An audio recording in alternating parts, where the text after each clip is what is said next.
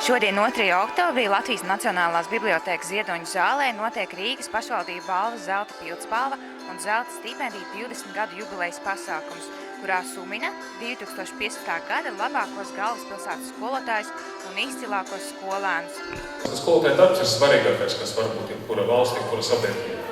Šis darbs nav viegls, šis darbs īpaši pie mums nav viegls, mums ir daudz izaicinājumu, bet to, ko jūs darāt, strādājot ar mūsu nākotni, ar Latvijas bērniem, par to jums liekams lielāka pateicība. Tiem jauniešiem, kas šodien saņems tas balvas, es gribētu novēlēt vislabākos un visplašākos ceļus jūsu dzīvē. Bet galvenais, ko es gribētu jums novēlēt, mums visdrīzāk izdosies apsvarēt pasaulē, atdzīvot un pastrādāt daudz kur, bet es jums gribētu novēlēt visas valsts vārda atgriezties pēc tam Latvijā. Jūs visi esat mums ļoti vajadzīgi, un to es arī jums gribētu šodien novēlēt. Un vēl arī apsveicu skolotāju dienu. Iecer radās toreizējās skolu valdes laikā, jo bija nepieciešamība kaut kādā noteiktā veidā tomēr sumināt mūsu labākos skolotājus un arī varbūt dot kādu zināmu atbalstu tiem labajiem skolniekiem, kuri beidz 12. klasu un turpina studijas. Ja? Un tā radās vienlaicīgi šī doma gan par zelta pildspalvu, gan par zelta stipendiju.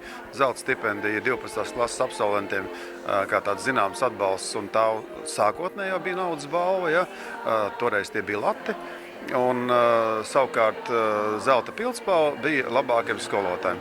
Un tā iecer ir laika gaitā stipri mainījusies. Ja nav mainījusies zelta stipendija, mainījies tikai bija lati, tagad ir eiro, un tā summa ir augusi, un arī pieaudzis ir to cilvēku skaits, kuriem pašvaldība dod šo stipendiju. Ja? Tad jāsaka, ka pa zelta pildspalvas piešķiršanas kritērijiem tur izmaiņas ir diezgan būtisks.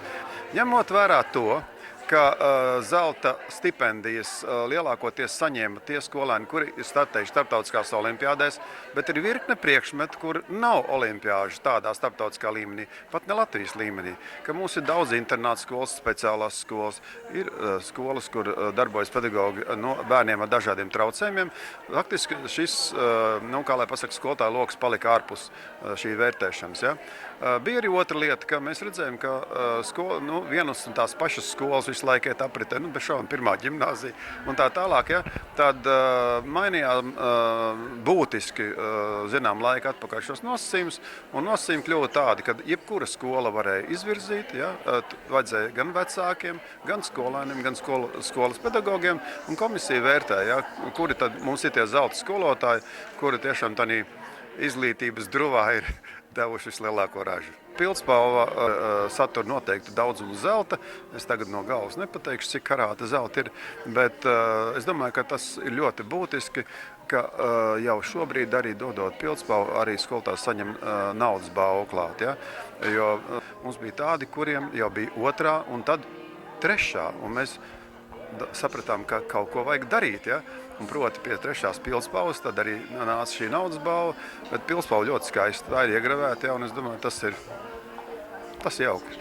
Man ir ļoti laimējies, jo man matemātika ir ne tikai profesija, bet tas ir mans hobijs. Es ļoti labprāt rēķinu uzdevumus un ar skolēniem rēķinu, tā kā tas man sagādā prieku, un es katru rītu eju uz darbu ar prieku. Jā, lai nu kā, bet tomēr atzinība vajadzīga arī skolotājiem. Nevar būt tikai, ka skolēni slavēja skolēnus visu laiku, bet prieks par to, ka novērtē arī skolotāju profesiju. Tā kā paldies Rīgas domai un kolēģiem, protams, un skolēniem. Tā principā ir atzinība par to, ka tas viss darbs, ko es līdz šim ieguldījusi, kāds to ir pamanījis, kāds to ir atzinis, kāds to ir apbalvojis. Un tas ir ļoti patīkami, protams. Man ļoti saista zinātne. Tas viss, kas ir saistīts ar zinātni, uzzināt kaut ko jaunu, iemācīties. Un, kā jau šodien daudz teica, skolotājiem ir milzīga nozīme šajā jautājumā. Un mani skolotāji man ir tikai iedvesmojoši un devuši tādu impulsu doties uz priekšu, kas vēl tagad man ir jūtams. Es sevi jūtu to ziņu, doties tālāk un izzināt vairāk. Pasākumu laikā tiek atzīmēta arī grāmatas Rīgas zelta skolotāju atvēršanas svētki. Rīgas zelta skolotāji ir brīnišķīga dāvana mums skolotāju dienā visiem Rīgas skolotājiem, jo tā ir enciklopēdija, kurā ir ievietotas, tādas radošās biogrāfijas 254 Rīgas skolotājiem, kuri 20 gadu laikā ir saņēmuši zelta pildspalvu.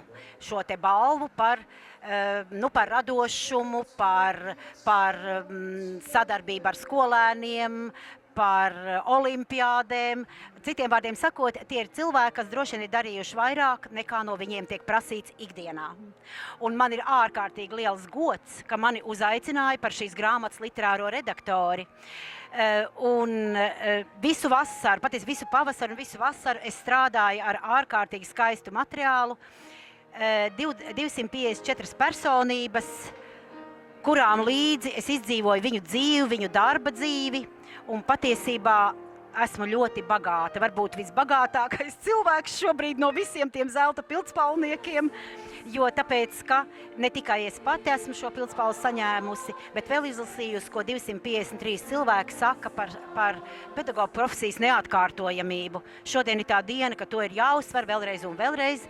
Ja sabiedrībai liekas, ka mēs kaunāmies, nē, mēs ļoti lepojamies ar to, ka mēs esam skolotāji.